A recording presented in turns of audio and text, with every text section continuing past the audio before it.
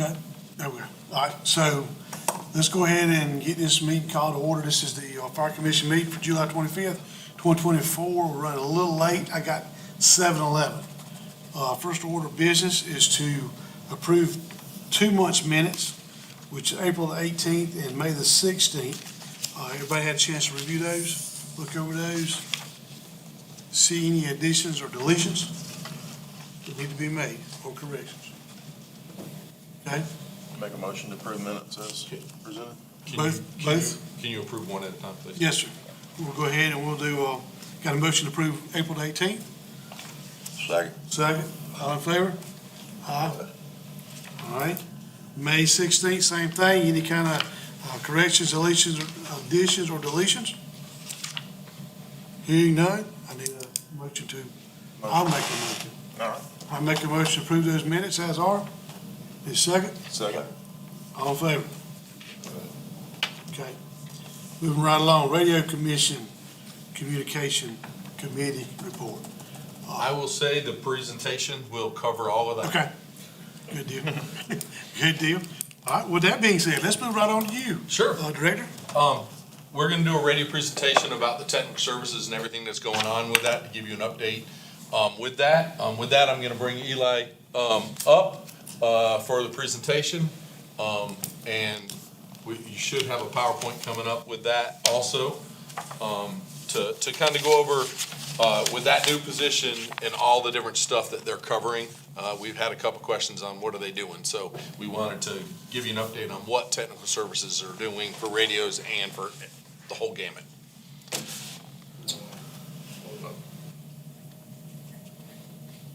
You need to see it? Go to slideshow. Be able to hit the, Yeah, but it covers up the whole screen, the TV screen.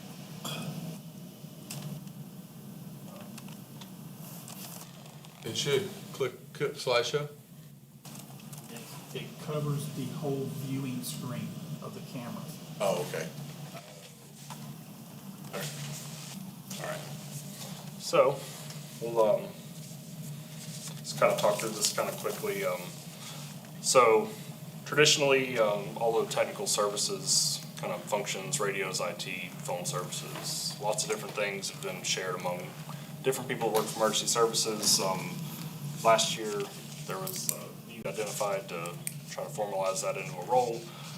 In December, Aaron started full-time with a split role between EM planning and technical services, and then I came on in February part-time, specifically focused on tech services. That encompasses a lot of different things, not just radios, although that's kind of the thing that gets the most attention, especially from the department's perspective, I think. I just kind of broke down, this is the formatting on this PowerPoint. You can skip to the next one, Mike. The formatting got really weird on this. So I just broke down basically month by month from March, when we really got rolling, up until now, kind of what we've been doing and some of the things that we've gotten accomplished. I'll try to hit these fairly quickly so I don't take up a ton of time. Back in March, we did standardized programming rollout to all of our staff, all the radios, all the county vehicles, just to make sure that everything, if there were any glaring issues, we got those addressed as quickly and immediately as possible. We went to visit the Chiefs Association, the Rescue Chiefs Association meetings, some department meetings, Special Rescue Dive, trying to get out and just get in front of these different departments and the chiefs and make sure that they knew who we were and how to get in touch with us, and to learn as much as we could about what's good, what's not good, what's challenging, what was needed.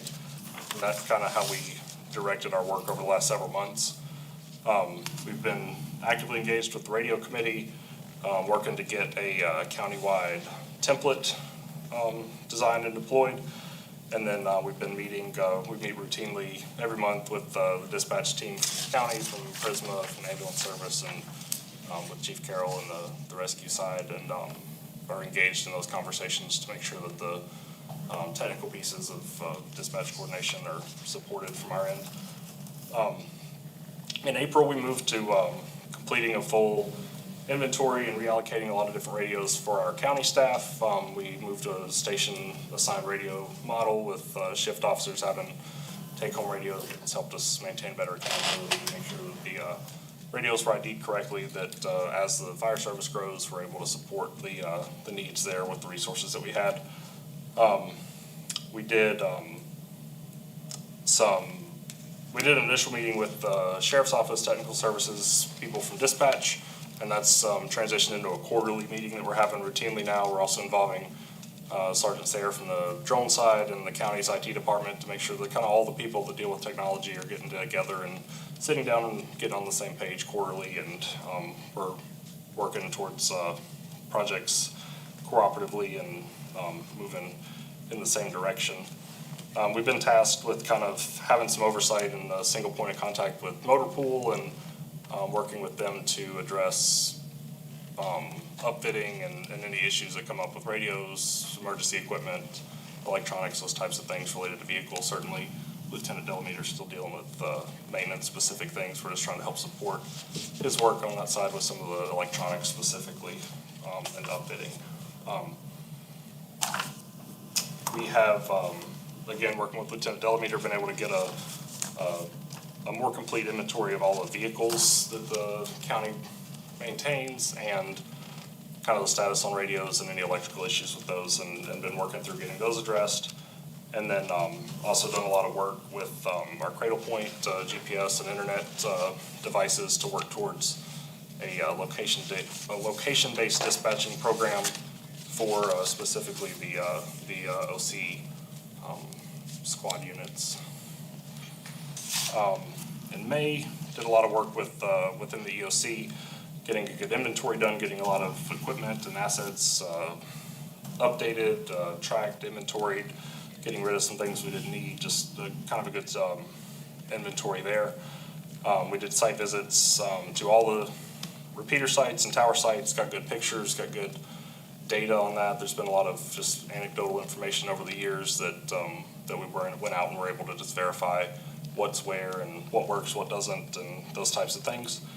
And then upgraded some satellite internet equipment to a device called Starlink, which gives us much higher quality satellite internet than what we've had previously on the mobile command post, and that's actually a more portable option that we're able to keep in the FieldComm truck and more rapidly deploy out into the field. The internet speed's about 10 times faster than the VSAT that we had previously, and it costs less. So overall, that was a major upgrade that gives us some internet continuity and the ability to provide internet in more remote areas when we have calls out in those areas. In June, started out a multi-phase process of upgrading the phone system at the EOC, and that's been ongoing and is currently in completion. So we moved from an analog phone system over to the county's digital voice over IP phone system, which was a major upgrade in our ability to maintain continuity of government and telecommunications within the EOC for major incidents. One of the major ones that impacts what goes on in the field, we had some grant funding towards the end of last year, so in June we made a pretty significant purchase of a new P25 compatible multi-mode repeater that will, once it arrives, kind of augment the existing analog Fire 2, letting us split that into a digital channel with two different talk paths and expand the capabilities of the existing radio system just as we continue to make upgrades. So that was a pretty significant enhancement that was able to be funded with some available grant funding, and we're just waiting on that equipment to come in, and then hopefully that will be here this month or so, and then work towards getting that installed and online.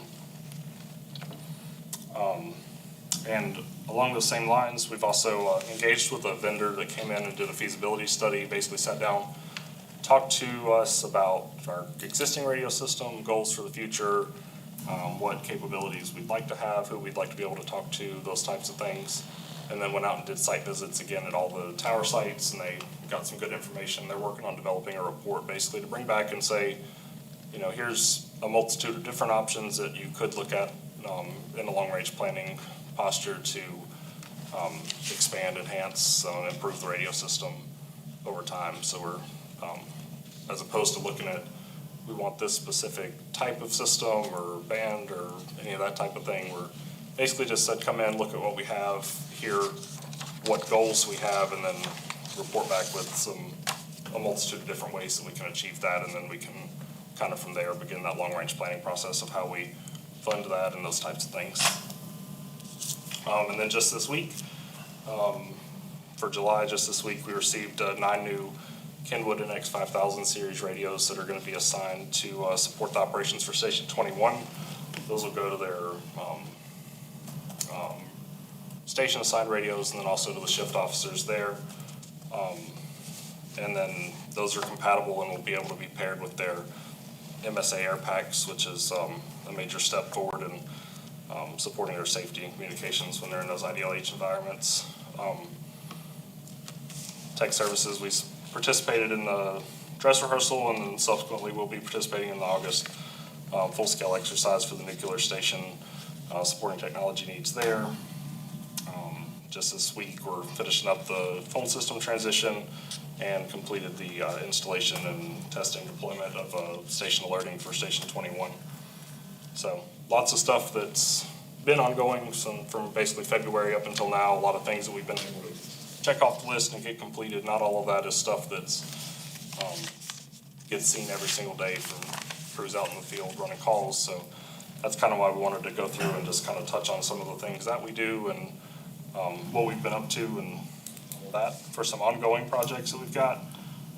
We'll be going out beginning in August and essentially touching every single radio for every department in the county, doing standardized updating, getting a standardized template deployed on all those radios so that the programming is the same, that the ID schematic matches the county's template, and that we're avoiding any issues that duplicate IDs or not having IDs can cause on the technological side of the system.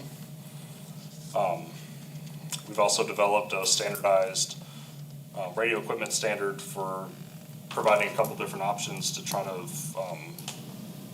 more formally standardize what radio equipment's being purchased within the county, and that way, again, that supports the continuity of having consistent programming across. And we're working on the assigned operation channels for dispatching project, which is in the testing phases with Station 21's area. And we've received a lot of really positive feedback about that. We've found some challenges that we've been working to overcome, and the communication and feedback from the crews that are running calls in those areas has been exceedingly helpful for that. So next piece, there's I don't know how many, if anybody left packets behind. I've got a couple here. Just some standardized equipment. I've got enough now. So,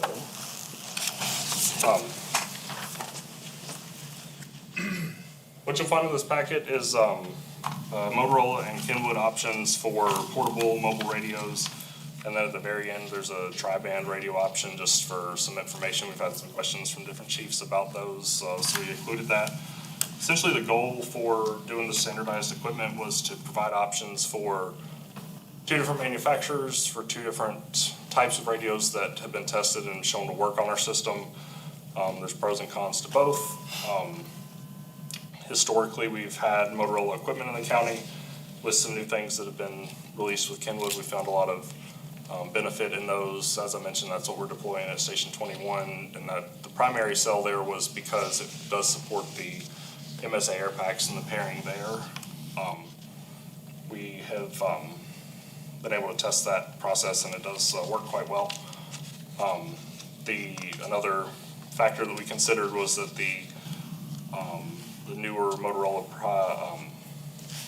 policy, I guess you would say, is when their radios reach the end of their manufacturer's warranty, which is typically 3 years, there's an ongoing about $100 a year service contract that you need to maintain on the radio to be able to upgrade the firmware and licensing for the radio, and that's been a concern for some people. So we just looked at some different options. Apples to apples, the cost is really pretty close between the Motorola and Kenwood options for both. So that's why we kind of highlighted some of the other pros and cons. The Bluetooth pairing is a huge one. And then the other kind of benefit to the Kenwood radio is that it will support multiple different types of digital protocols. So as we look at the system from a forward-looking, long-range planning posture, there's less, less need that we would need to make future replacements because that option of radio would support multiple different digital protocols depending on what direction the system takes forward-looking. Any questions on radio recommendations? I fully recognize that packet is a little convoluted. I got that feedback from the last commission, so we're gonna work on cleaning that up and giving you something a little easier to follow, but that's just kind of a breakdown of the options and features that are available. At the very bottom of all of this, you'll find like a recommended configuration, and that's kind of the standard, what you would need for most uses, for most departments. And the last kind of piece is the channel assignment transition. I mentioned we're testing with Bountyland. The big challenge that we've identified to make that work moving forward is that at least all the mobile radios and all the vehicles need to be compatible with the digital system. We found that there's quite a lot that are not currently. And if we're assigning channels for a call, you're gonna need to be able to switch over to use that channel. And then the second to last slide in your packet there is just a graph that shows, broken down by department, some of the county staff, Chief Smith had go out and they were able to complete an inventory and get us basically a list of what radios are or are not digital compatible. So that's broken down by department. The blue bars across represent the number of radios that need basically immediate replacement that are not digital capable. And then the orange line represents the percentage of completion. So essentially, if you don't have any radios that need to be replaced, you're 100% complete on that. Questions on that piece?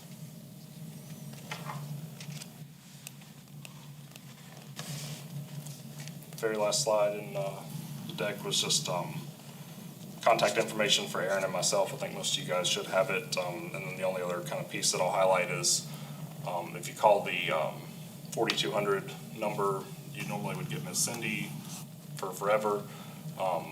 Today, that's still the same. Sometime next week, that'll transition with the phone system upgrade. You'll get like an automated directory type thing. So if you hear that, then that's just part of the phone system upgrade. With the new phones, every person in the office does have a direct line to their desk. So if you want to avoid the phone thing, you can just get that direct number or call their cell phone. But it's all I've got. One question I got for you, you talked about the pairing of the radios with the phones. Is there anything coming out with stations that actually purchase fobs when all that transition took place that may have compatible radios that are just sitting Yes. and not being utilized? Absolutely. Yep. Okay. So the fobs are a super helpful component. It's not absolutely required to have the fobs, but it does make the air pack pairing process a lot easier. So if you've got those with your department, we've got the software and the equipment to be able to get those programmed and paired with the radios, and certainly the upgrades made to the radio. But that's something we can. So part of the issue there was with, and I'm just gonna use 13, if you had 20 members and 4 air packs, they had to try to pair that when they got there, and there was a delay.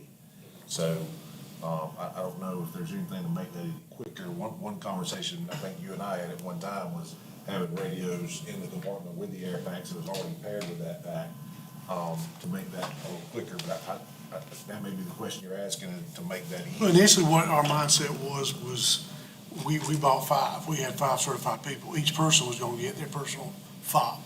It would be paired with their radio. Then I guess you gotta pair it to the pack when you get to the call or whatever. But I mean, we could even work around some of that stuff, saying, okay, this pretty much, let's look at who's running calls and, you know, typically this be your air pack, you know, and kind of thing, so. If there was a time delay to get that done, if it wasn't already paired with the pack and that radio, for somebody to show up with the radio to try to pair that, so that's what was taking some time. Yeah, I don't know exactly what that time is. We haven't actually tried it with the fob. We're trying to find the ones that we got when we bought the packs. But I think typically the way they market it is for like a career department where you just pair your radio with your pack for the day, and that's not necessarily how we operate in a volunteer setting, but we can certainly do some testing with that. And I mean, Try you know, to- that's even still a possibility, you know, of having radios.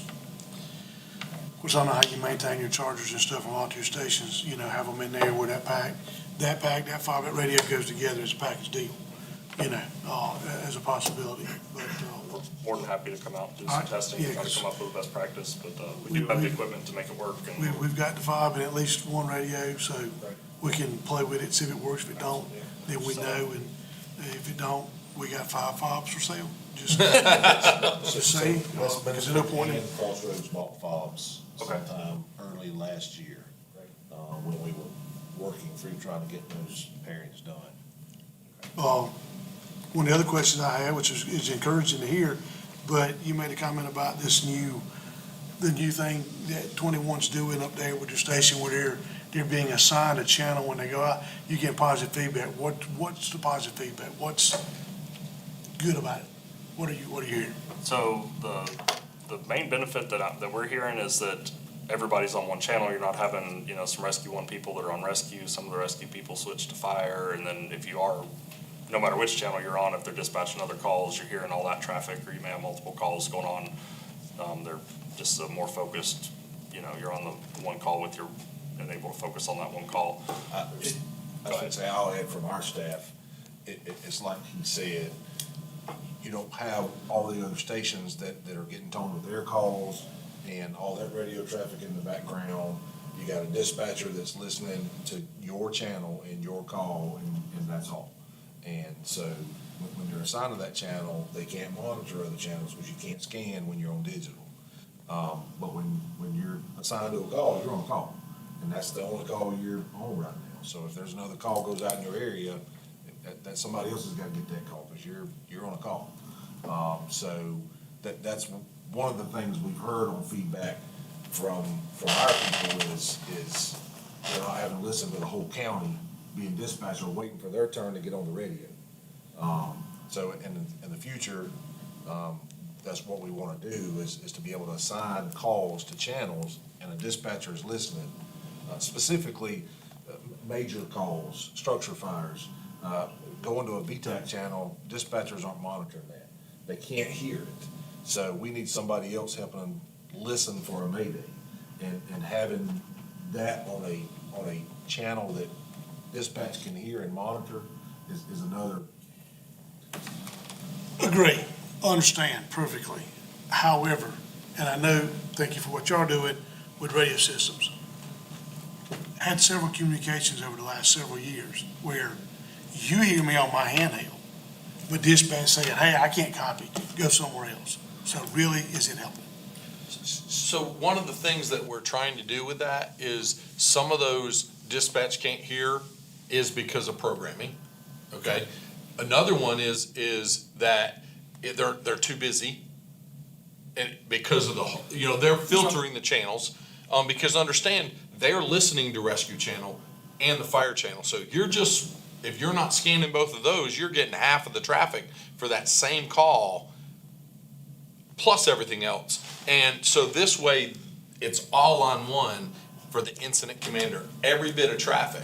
So we're already looking at 6 different regional area, and going this radio frequency, we'll put it in the box, works best, or this TAC channel works best in this area. So that you're gonna get assigned a channel that we know works the best in your area. So that we can, and that goes into, do we move repeaters? Do we move to where we know that fair play repeater? You get assigned the fair play repeater, you're gonna have a good system. That's the goal as we move, to ultimately have less traffic for the incident to listen to. Another thing too is analog channels, there is some background noise, static, that's not as magnified on our end, that is greatly magnified on a headset and dispatch. And so the digital channels are much, much clearer than those analog channels. So the fire channel would be a dispatch channel only. We wouldn't do any talking on that channel. We're dispatch in the future, we're dispatch for every call. and you'd be dispatched and assigned an ops channel, and that's the channel you would switch to and say 13 copies en route to the station. And everything would be carried out on that other channel. So that's some of the reasons sometimes they can't hear you. There is places, and y'all got some holes just like Cleveland that you just can't get out on analog. But some of the other issue is when there is static that we hear on the radio, it's 10 times worse than dispatch. And so they're just having to pick out pieces and words.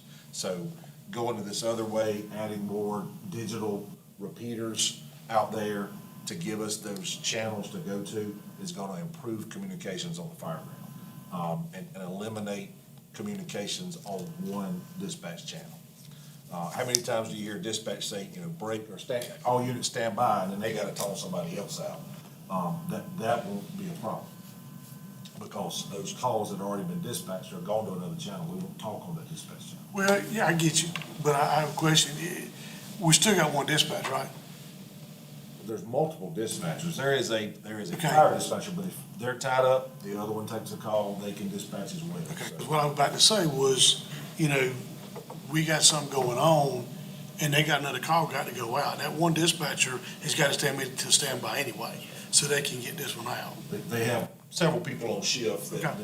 it can roll to the next one. Because that's what I was wondering, if you have multiple calls going at the same time, and you got 3 channels plus a dispatch channel.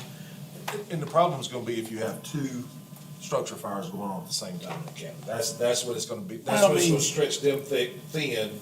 I get it, and I think more of storms. Yeah. When you got storms that come from Westminster through Corinth down 123, you got Oakley involved in And Seneca. if it's, and I hate to say a small call, but if it's a tree in the road, or if it's that type of call, all those calls may get assigned to one ops channel. Okay. That they can kind of monitor there, but leave those other channels for significant calls. Still free up the dispatch channel to not be talking on it, but they can put multiple calls on one channel. Right. And that way they're not having to listen to everything, so.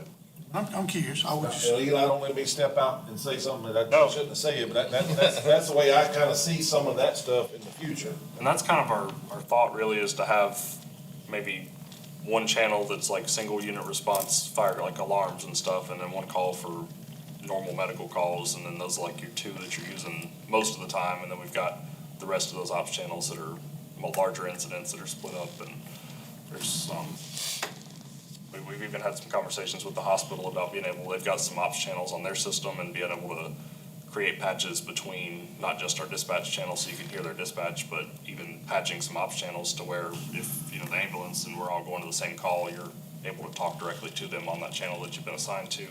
That's not really possible or practical with just talking on their dispatch channel, because they've got so much other ambulance traffic going on that it kind of creates some issues, so. And you'll still have the VTAC channels. My suggestion for those would be water supply, or if you're on a traffic accident, and you need to direct traffic, you can do that so that it's point to point, and dispatch ain't gotta listen to all that. And they can be off to the side, if that's what you're doing. which is what we're doing now, right? That's Yeah. right, that's right. Questions? Thank you, guys. All right, next thing is tanker lease purchase. We are working through that, trying to get that to council, for the August to start the 3 readings with the lease purchase on that. Presently, we are going with 6 on the first round, to get the one that was supposed to get done last year at the end of the year, with the new, fund, and then this year's also, in there, so that we can just do one, get them ordered, to try to get them on the way. They are gonna be coming in, pumper tankers, so that we can make sure that if the tanker gets there first, we actually can start doing some type of an attack. But with that, nothing's finalized on that yet. We are still finalizing that, getting it done. We have to shop for, the lease purchase piece and all that through the county, that we're working with the attorney in purchasing, to get those, forward. Chief has been, working heavily on that, but that is coming quickly. We hope to make the first in August, where we're still waiting to see with this lease purchase piece, if that gets all done to actually say it's underway, with final numbers. So Just wanted to let you know that that's finally here, and we're gonna start doing those. Most likely, because the tankers are in very good shape for their age, we're actually gonna do a lot of reassigning.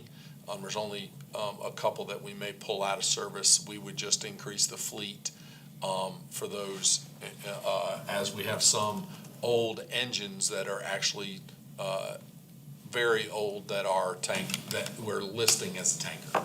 So we would rotate that out and actually have a tanker sitting in a station instead of an older truck that has 1,000 gallons.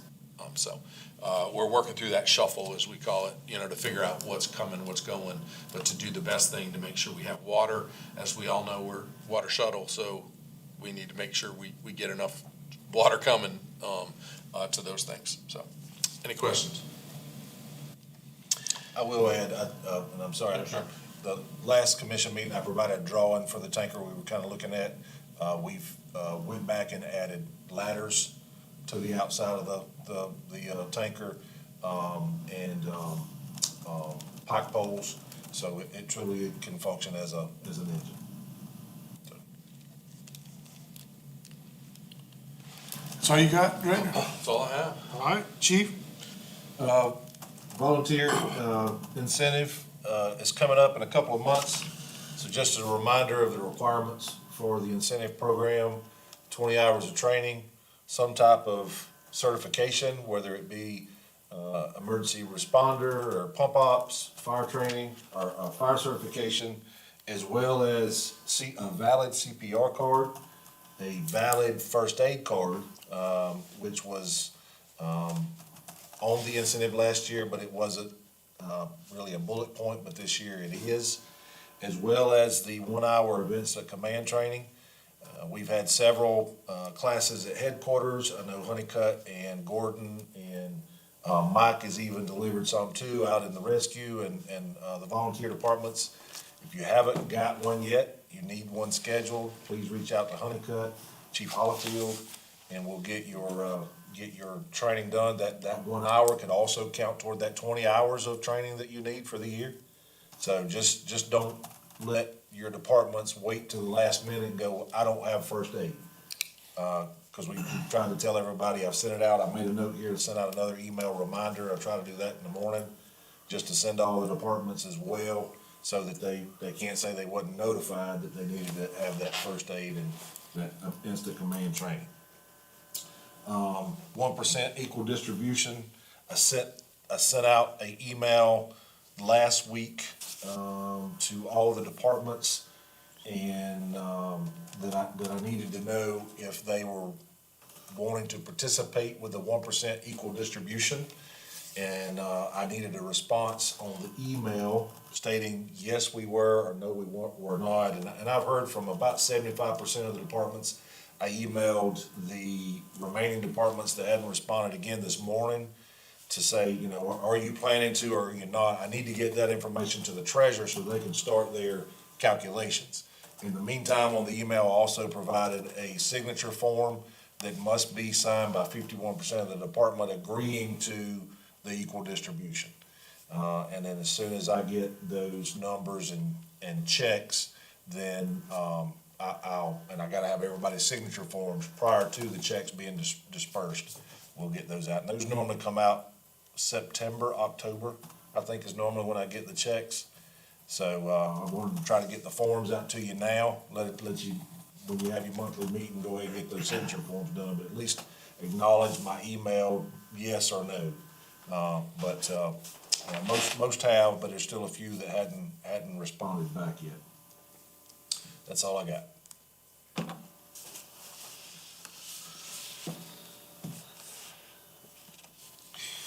All right, Region One's not here today. Region Two? The only thing I got, so we are gonna be doing a fit test at QEM with either Monday night. Anybody that needs a fit test? They're welcome to come by, What day is that, though? 29th. 6:30, I think. And, I just had the volunteer incentive thing, gotta be turned in by September the 30th. the only two questions I have. All right. Mr. Austin? So we held our physicals there today.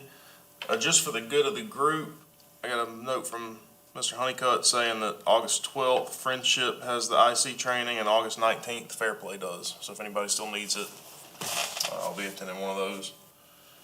I don't have anything else.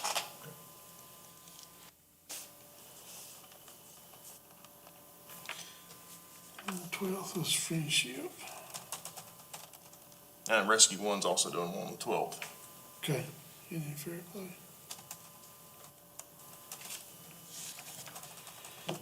All right,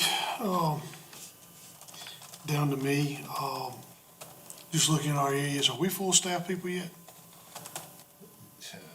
Yes, we are full staff currently. Because looking at dailies, it looks like 12, 13, and 8's kind of short a lot on 40-hour people, So 40-hour people. we've had one that's been on a workers' comp since April. He got released yesterday, or day before yesterday. Gotcha. And we've had 4 out this week sick. Gotcha. So I don't know, I know I've heard people in the public that's got some COVID going around again, not as severe symptoms, but COVID's going around again. I don't know if that's what our people's got. But we've had a string of sickness over the last 2 weeks. But we are full staffed, and I'll make sure that I look into that. Okay, make sure I'm that just, missed I'm anything. curious, Yeah. because it looks like it's not hitting on a whole lot down there. Still radios, Eli, which I'll help y'all any way I can. I haven't tried the radio program for me yet, but, and I'm on the middle of 24, right out of Crossroads the other night, dispatch couldn't hear me. And I'm like, this is about as good as it gets in the area. Let's, find out where that is and let's do a couple tests down there. Yeah, I mean, my house, that area, Hunt Road, Conross Point, Timberlake, I mean, it's hit and miss. But, let me know what I can do to help, alleviate some of that. And the other thing I had, I don't know if this is the time and or the place, if this is a Chiefs question or this question. Is it possible to look at, I know Dwayne is doing the best they can with what they've got. Is it possible to get some kind of fire mechanic into our budget and have a bay down there? Because right now, Crossroads, engine is down. They just replaced all the batteries and something's killing the battery. Okay, we're lucky enough we got the tanker y'all just described. So I tell them not worry about it. I got 3,000 gallons of water and a truck that'll work like an engine. Okay, I got a mini pump, a 131 that's got check engine light, the tanker got check engine light. I've heard the tanker's a sensor. We can't fix a sensor to get the light off. We hope it's just a sensor. And I know there's probably a lot of minor stuff. So I will say, and having somebody trained to work on the vast variety of pumps and fire trucks that we have, we wouldn't keep them long, because as soon as they got that training, they'd be gone. So the motor pool does the best they can, with some of the, fire side of the trucks. Sometimes on some of these newer age trucks, they've some gremlins and with electrical stuff that they just gotta track down. They've utilized Copeland, as a service within the county. He's got a van, he works kinda all over the upstate. He does a pretty good job, he specializes in just fire stuff. They've used him a time or two, and we've sent some stuff out to Safe Industries, who has a repair facility that has specialists there. So the problem with a county or a city or anybody getting one person, you're not gonna hire somebody that's got that kind of training, because you can't afford to pay them. And then by the time you send them through all the training in school, they're gonna be gone. So, I think it would be a waste of our money to try to have one in the fire budget, because we're gonna be chasing them always. And as soon as we get them trained, they're gonna be gone. just because we have so much. Right. So, I don't know specific on things going on with your gremlins. I know the motor pool went through a time I where they had just, some. I just give you my examples, but I mean, you know, you stick your ear to the ground, you hear it from our area to Long Creek. I mean, pick your station. Right. Somebody's got poison going on right now. That's right. Well, and we've had a string of, and I just call it bad luck. We got 2 tankers right now that's getting their pumps rebuilt. One of them's getting a whole new pump module, cause it was cheaper than building it. And both at the same time. It makes no sense. So, but yeah, And that's something else that I know people in our area down there's noticed, that we are having a lot of this things going on at the same time that we used to never have. So I don't exactly know what's going on. they've talked about, I say they, Motor Pool was talking about trying to, even outsource getting just somebody to come in and do a good bumper to bumper, go over the truck, check them, make sure they're NFPA compliant, make sure everything's good and operational. But that's expensive. So, and with, at a time, he was limited with staff down there as well. So they were just having to fix stuff as it broke. That's right. And not do anything preventative. And so now he's back to a point where he's full staffed. And so hopefully we can start turning some stuff around a little quicker. We found an issue this week where some things were fixed. We picked them up, delivered it back to the department, but it was never taken out of ERS. So the chief was looking at a list and like, all this stuff is still broke. Well, all that stuff had been addressed. Some of it was even, they sent the mechanic down to the station and he addressed some of the small stuff. So we're working on some things to try to clean up ERS quicker so that the chief ain't looking and thinking it's still been broke or still broke when we've already got it taken care of. So, so Chief Hollifield's working on that with Dwayne, to try to come up with a system that's a little quicker there to get that cleaned up. Well, with that being said, and I say this as nice and respectfully as I possibly can, I mean, y'all know me. You made that comment about getting mechanics and all the type of apparatuses that we have. Respectfully, what training is the 21 people got to come in that, I mean, you're a paid fireman at this station, your duty is this truck, you know that truck inside out. But we're asking these 21 staff members to know Crossroads trucks, Fairplace trucks, Oakways trucks, you know, and they're all different manufacturers. What you just said was an issue for a mechanic to know. And you got a firefighter that was a painter last week, that's a firefighter this week, that's back flushing, you know, engine 3. Has he been trained to back flush engine 3? Well, but you've been in the fire service as long as I have, and if you can back flush a pump, you can back flush a pump. It's different than working on a pump. Well, but that's the problem. When I pull up in the station and water's coming outside of my truck, and they go, we can't stop it, we don't know what to do. Right. Well, I might leave it alone. Right. Let me show you. The next thing I know, they got a rubber mallet and a thing, and the pre-con valve, it take 3 grown men and a crowbar to open the thing. Just ask it. And all it was a simple dirt got in there where they flushed it, and it wouldn't seat right. We flushed it again, guess what? It worked fine. But they done got out there, and I'm just asking, I'm not being critical. I mean, I don't go to 3 and try to run their trucks. I don't know how to run their trucks. I get it pumped, because it tells me how to do that right there on the placard, you know? But I just wonder. And the final thing, I'm gonna shut up, because I'll be already. Where did we get to on our physicals? Did we do anything? We started a new fiscal year? So it's time to get the stuff together for bid in Okay. December. Okay. So, he gave that to me 2 weeks ago, Okay. and I had a conference, so we're at a point now where we can sit down and. You and I had not talked about it, That's right. and I knew Yep. that you had done a lot of work, and I piggybacked off of it, whatever, but Yep. I know nobody said anything about, Because when he said it, the contract don't end to 2020. so it's the director's fault? It is. That's right. It is. I mean, because I Don't was, send him to backflush pumps, and I'm. I was encouraged with the work that we put together to do the DOT physical, DOT type physical. Right. And then the firefighter, and that way if you go in and this is what you're looking for, maybe save the county a little bit of money, and you don't jump through all the bells and whistles to be told no, because you know you're not gonna pass them anyway. But you don't wanna do this, you wanna do this. So, still encouraged, still holding on. I'm gonna hold my breath a little while longer, okay? And we'll go from there.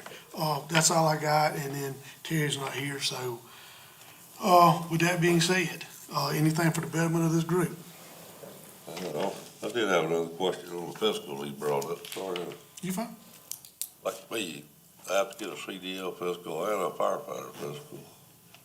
Is the county paying for two separate physicals? That's a, CDL is a different physical than a firefighter physical.